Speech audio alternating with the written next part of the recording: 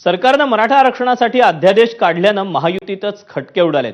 अन्न आणि नागरी पुरवठा मंत्री छगन भुजबळ कमालीचे नाराज झालेत।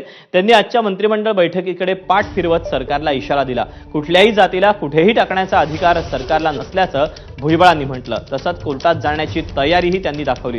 त्यावर भुजबळांनी नाराजी, याचा अर्थ सरकारनंच काढलेला अध्यादेश पक्का आहे असा टोला मनोज जरांगेंनी लगावला।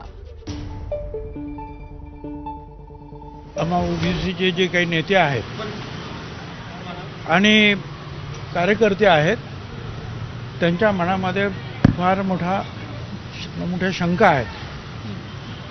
तर आम्ही आता विचार करतोय कोण हरलं का, कोण जिंकलं का। आपल्या वतीने काय केलं जाणार आहे? नाही, आम्ही आता याच्यामध्ये जे आहेत वकिलांचा सल्ला घेतो आहोत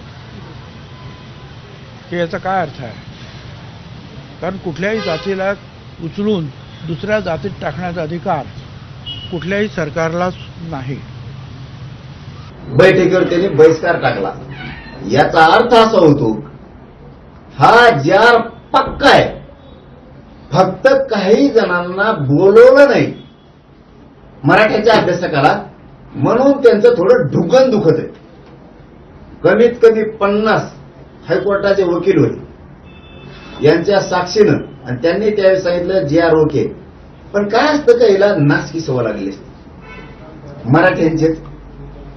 एक शब्द त्यातला उचलायचा आणि इकडे फेकायचा आणि तेवढ्याच बुळबुळ करत बसायचं। काय होत नाही रे पोराओ।